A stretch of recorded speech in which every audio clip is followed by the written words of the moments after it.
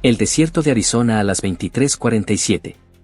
Los faros tallan la arena arremolinada, iluminando un convoy de acero que se dirige a toda velocidad hacia la frontera estadounidense. Estos no son contrabandistas normales. Fuertemente armado, cargado de dinero y cargando un impresionante pasillo de drogas, el convoy del cártel de Sinaloa se mueve con una confianza temeraria. Creen que han despejado el camino, intocables bajo el manto de la noche. Esa actitud encierra una cosa crítica que no ven. Algo acechando en la oscuridad y muy alto sobre ellos, listo para atacar cuando llegue el momento adecuado. Esta escena no es de una película. Es real. Según la cronología oficial de la misión, exactamente a las 23:47 horas del 14 de julio de 2025, los Navy SEALs y la Fuerza Aérea de Estados Unidos observaron cómo un convoy de un cártel fuertemente armado entraba en una zona de muerte en Arizona antes de desatar una emboscada calculada. La audacia del cártel fue su perdición. Lo que sucede a continuación es una trampa calculada disfrazada de oportunidad. ¿Qué ocurre cuando el orgullo y el poder de fuego se encuentran con precisión y paciencia? Ahora, antes de que le des a play, en tu opinión, ¿cuál fue el mayor error del cártel? Subestimar la vigilancia estadounidense, ignorar el terreno o simplemente confiar en que esta ruta era segura. Cuéntanos en los comentarios antes de que nos sumergamos en cómo se desarrolló todo. El cártel de Sinaloa no es una banda cualquiera. Es la red de drogas más poderosa y violenta del mundo. Y su alcance se extiende profundamente tanto en grandes ciudades estadounidenses como en pueblos pequeños. Este convoy no llevaba monedas de bolsillo. En su interior, los agentes estiman que albergaba un pasillo impresionante. 2,4 toneladas de metanfetamina, 500 kilogramos de fentanil y más de $50 millones estadounidenses en efectivo. Fue un premio audaz y de alto riesgo que decía mucho sobre la confianza del cártel. Pero en todo el desierto, las fuerzas estadounidenses no aprovecharon la oportunidad para interceptar. En cambio, el equipo SEAL 6, el AC-130, las naves de ataque Ghost Rider y los drones Vipe de largo alcance observaban y esperaban. Su decisión de dejar que el cártel cruzara la frontera más profundo en Arizona insinuaba un plan letal. Uno que daba la vuelta a la situación al convertir la aparente debilidad en una ventaja abrumadora. ¿Por qué las fuerzas estadounidenses no atacaron la frontera? ¿Por qué darle espacio al cártel para llegar a Estados Unidos? Porque la trampa ya estaba tendida. Y ahora solo es cuestión de tiempo. 7 días antes de la emboscada, los Navy SEALs ya estaban en tierra en ese estrecho cañón de Arizona. Un callejón de roca de 20 metros de altura, que se extiende a solo 600 metros y con una sola entrada y salida. No fue una elección casual. La geografía era despiadada y perfecta para contenerla. En las silenciosas horas previas al amanecer, los equipos se movían como sombras.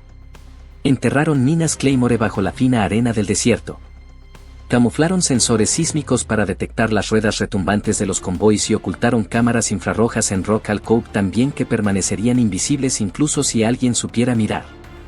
Desde lo alto, un persistente dron MQ-9 Ripe vigilaba sin descanso el convoy de Sinaloa, siguiendo cada kilómetro de su avance desde México. Cada neumático, señal de radio y luz de freno se enviaba directamente al centro de mando en la base aérea Davis Mountain en Tucson. Allí, en una pared de pantalla 3D, los operadores observaban cómo el desierto se desplazaba en tiempo real, triangulando la posición exacta del convoy. Se sentía menos como geografía y más como una cuadrícula viva. Cada movimiento se iluminaba, analizaba, contaba.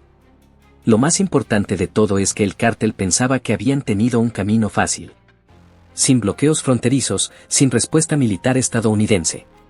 En cambio, los guiaban, como jugadores desprevenidos, directamente hacia una caja de muerte cuidadosamente construida. Lo que no sabían, integrado en sus filas, era un guía plantado días antes, guiándolos más profundo en ese corredor letal.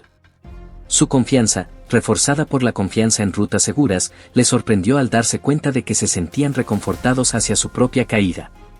Exactamente a la 1:14 de la mañana, el primer camión del convoy de Sinaloa entró en el cañón, sus faros cortando el estrecho camino donde 2 acantilados verticales se alzaban como muros de acero. Uno a uno, los demás siguieron. Camionetas blindadas con ametralladoras montadas, camiones pesados llenos de cajas y más de 60 pistoleros se agruparon, creyendo haber superado todos los obstáculos entre México y Arizona. El aire del desierto estaba quieto, pero bajo tierra. Sensores sísmicos enterrados vibraban a medida que pasaba cada vehículo, transmitiendo sus firmas directamente al centro de mando estadounidense. En las pantallas luminosas de la base aérea Davis Mountain, los puntos rojos aparecían en perfecto orden, marcando cada objetivo mientras se deslizaba más adentro. Para el cártel, todo parecía rutinario. Sus radios crepitaban con mensajes a medio terminar, pero de repente, toda comunicación se volvió estática. Una capa de interferencias electrónicas había cubierto el cañón. Los hombres armados golpeaban sus radios frustrados, sin saber que cada palabra que intentaban enviar ya había sido interceptada. Sobre ellos, en lo alto del cielo nocturno, un MQ-9 Ripe seguía la columna en silencio, sus sensores enviando imágenes en directo a pilotos y comandantes SEAL que vigilaban cada movimiento de los convoys. Dentro del cañón, el convoy parecía menos un grupo de camiones y más una serpiente de acero. Sus escamas blindadas brillaban bajo los faros, que se enroscaban en una caja que solo tenía una salida. En términos militares, esto se llamaba zona de muerte. Pero para los hombres en tierra, era simplemente un camino que se sentía demasiado silencioso. Aún así, el exceso de confianza es algo cegador. Creyendo que la frontera quedaba atrás, avanzaron, sin detenerse a sentir la trampa que se apretaba a su alrededor. En las crestas del cañón, los operadores del equipo SEAL 6 se tumbaban contra la piedra, rifles bloqueados, miras brillando con firmas infrarrojas. Cada hombre rastreaba un objetivo, con los dedos preparados, pero la orden llegó por auriculares cifrados. No disparen. Déjales profundizar más. Fue una pausa calculada.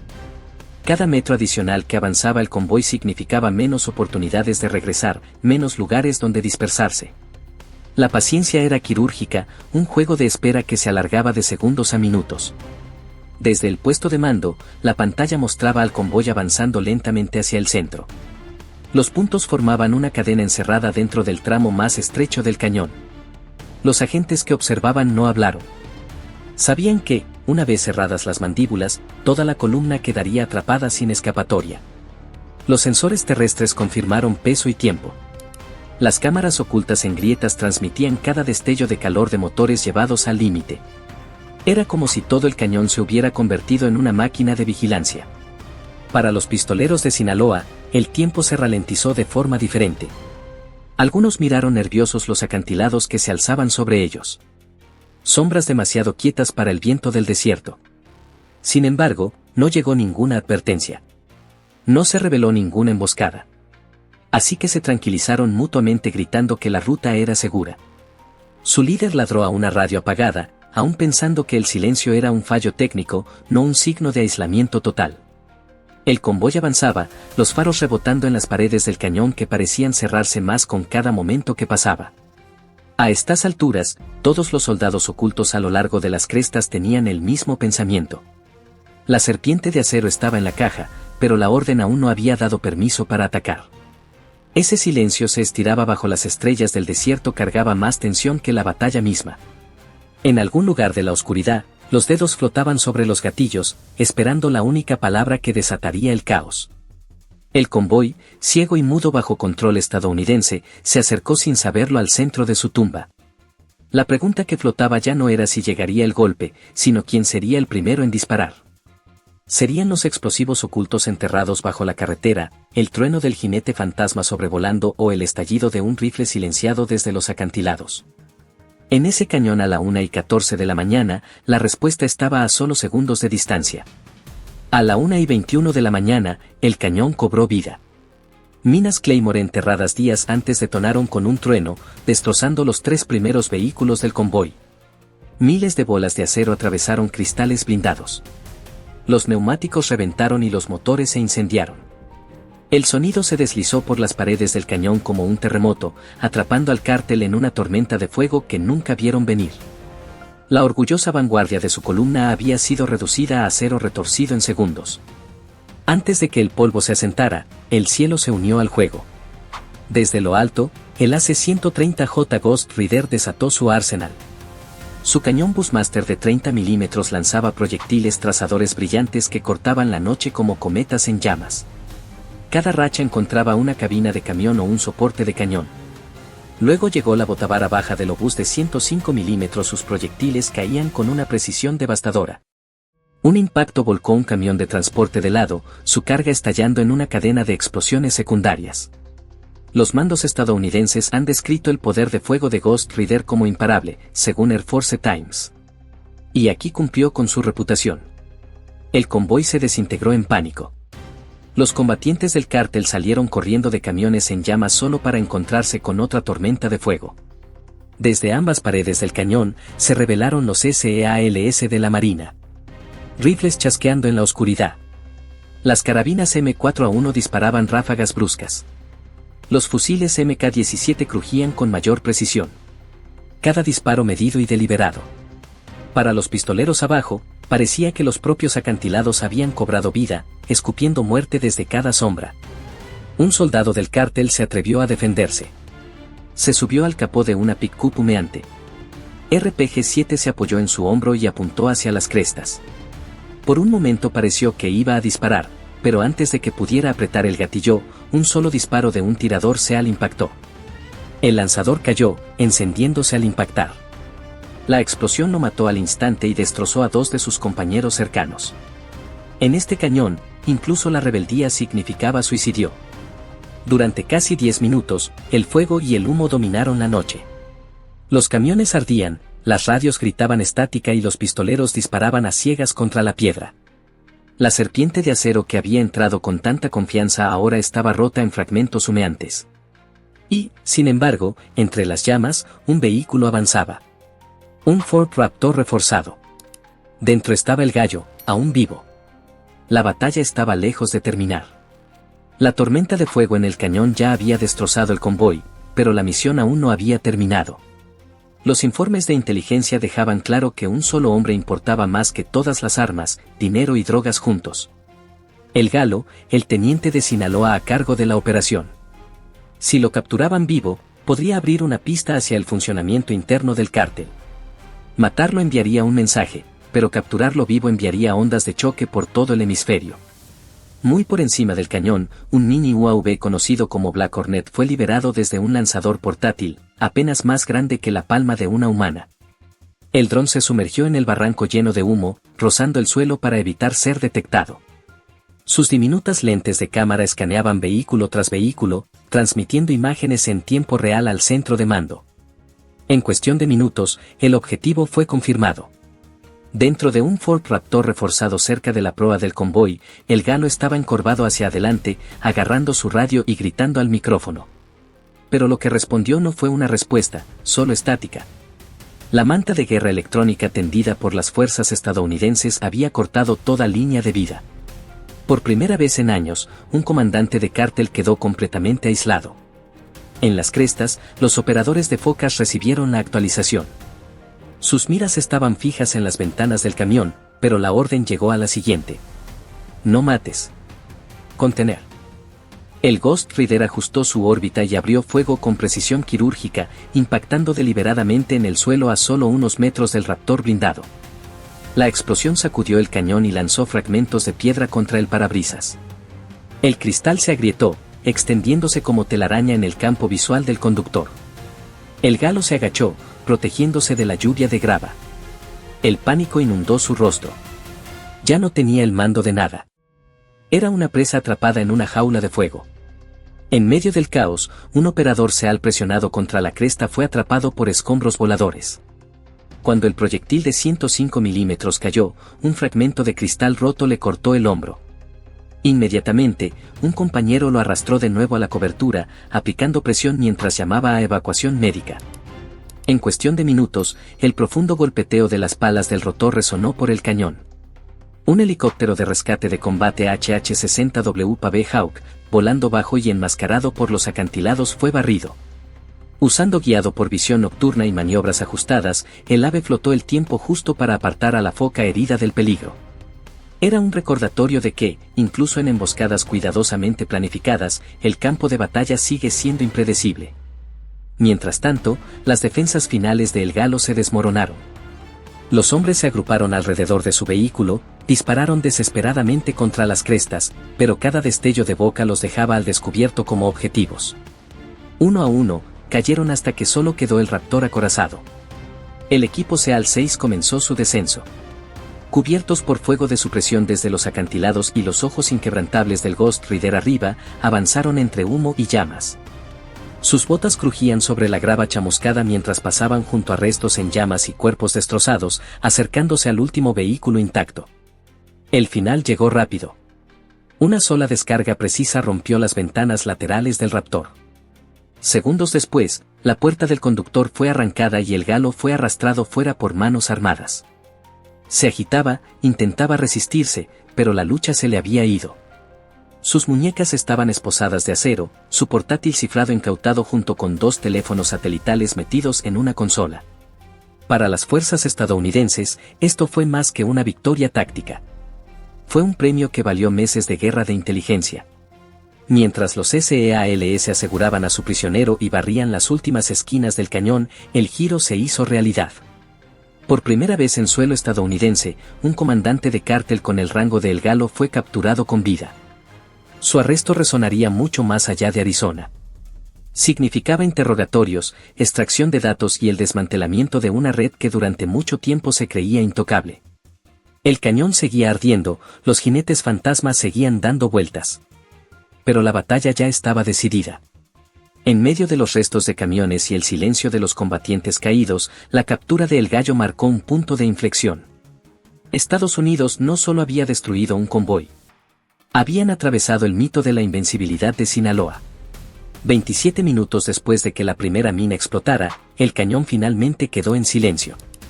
Los ecos de los disparos se desvanecieron en la noche del desierto, reemplazados solo por el crepitar de las llamas que devoraba metal retorcido. Lo que antes era una orgullosa columna blindada ahora no era más que escombros esparcidos sobre 600 metros de piedra y polvo. Las cifras contaban la historia con brutal claridad. 47 hombres armados del cártel muertos, 19 más capturados con vida, y ni un solo vehículo lo suficientemente intacto para escapar. El conteo fue devastador, pero solo fue el principio de lo que significaba esta emboscada. Cada caja de metanfetamina, cada bolsa de fentanilo, cada pila de dinero en cajas de plástico fue incautada por agentes federales en el terreno. En total, el envío representó miles de millones de posibles dosis en la calle, suficientes para agravar una epidemia que las autoridades sanitarias estadounidenses ya califican como la crisis de drogas más mortal en la historia de Estados Unidos. Junto a los narcóticos había docenas de armas pesadas, ametralladoras, lanzagranadas y cajas de munición, todas cuidadosamente catalogadas por especialistas de la DEA que se movían entre el humo con focos y kits de pruebas. Pero el premio más valioso no fueron las drogas ni las armas. Era el hombre que ahora estaba sentado con esposas flexibles al borde del cañón. El Gallalo. Su portátil, teléfonos cifrados y listas de contactos fueron asegurados en cuestión de minutos, destinados a laboratorios forenses que pronto destaparían los secretos de la cadena de suministro de Sinaloa. En las crestas superiores, los operadores SEAL recorrían el campo de batalla, revisando cada cuerpo, asegurando a cada superviviente, asegurándose de que nadie se escapara sigilosamente. El Ghost Rider salió de su órbita, con la misión cumplida, mientras el MQ-9 Reaper se elevaba de nuevo hacia el cielo más alto del desierto, reanudando la vigilancia silenciosa por si se atrevían a acercarse refuerzos. Por ahora, no llegó ninguno. El cañón, que antes resonaba con motores diésel y la valentía del cártel, pertenecía íntegramente a Estados Unidos. Cuando llegó el amanecer, la escena se había transformado en algo inolvidable. Los primeros rayos de sol bañaron camiones ennegrecidos, sus esqueletos aún humeando. Luz dorada se derramó por los acantilados y sobre montones de metal quemado. Un recordatorio sombrío de lo rápido que la confianza puede colapsar en catástrofe.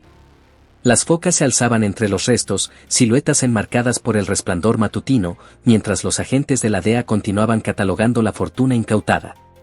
Para ellos, esto no era solo otra misión.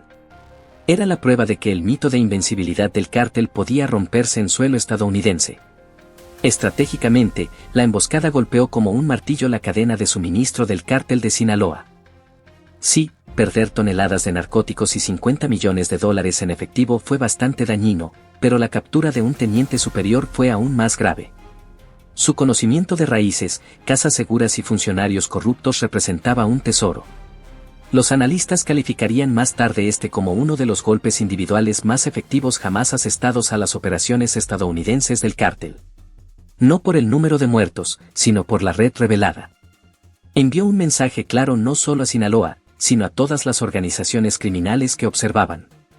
Estados Unidos podía esperar, observar y luego atacar en el momento en que fuera imposible escapar. Cuando los últimos fuegos de los convoys se apagaron y el sol de la mañana se elevó, el simbolismo era innegable. El suelo del cañón, lleno de vehículos destruidos y armas abandonadas, se había convertido en algo más que un campo de batalla. Era un monumento a la paciencia, la planificación y la fuerza abrumadora. Para el cártel, fue una pesadilla que Washington logró. Fue una promesa cumplida. La emboscada sería recordada como el día en que América demostró que podía superar en peso y maniobras incluso al imperio de drogas más temido del mundo. Y el mensaje se extendió mucho más allá del desierto de Arizona. Cuando Estados Unidos decide atacar, lo hace con precisión. Y en el momento en que el enemigo es más débil. Cuando el sol salió sobre Arizona, la batalla ya estaba escrita en la historia. En menos de media hora, Estados Unidos había desmantelado un convoy entero del cártel de Sinaloa.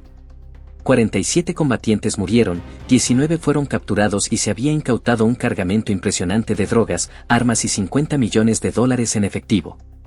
Más importante aún, su comandante, el Gallo, estaba bajo custodia, sus dispositivos cifrados ya en camino a los laboratorios de inteligencia. Para el cártel, la pérdida no fue solo material. Era psicológico. Un recordatorio brutal de que Estados Unidos podía atacar en cualquier momento y lugar y no dejar nada atrás. El significado iba mucho más allá de un solo cañón. La emboscada demostró el poder de coordinación entre inteligencia, dominio aéreo y operaciones especiales. Mostró que el mito del cartel sobre la intocabilidad era una ilusión frágil. Estados Unidos había redibujado el mapa del riesgo. La frontera ya no era una zona gris, sino una línea roja. Cruzarla significaba enfrentarse a la paciencia y precisión combinadas de las fuerzas más élite de Estados Unidos. Y así queda la pregunta, si Estados Unidos estuviera dispuesto a esperar y aplastar un convoy dentro de Arizona, ¿podría llegar el día en que cruzara la frontera, golpeando al cártel en su propio corazón de la tierra? ¿Qué opinas de esta estrategia de esperar el momento perfecto? Comparte tus opiniones abajo y no olvides suscribirte a Zona de Conflicto TV para más historias no contadas sobre la guerra, la tecnología y los secretos que moldean nuestro mundo.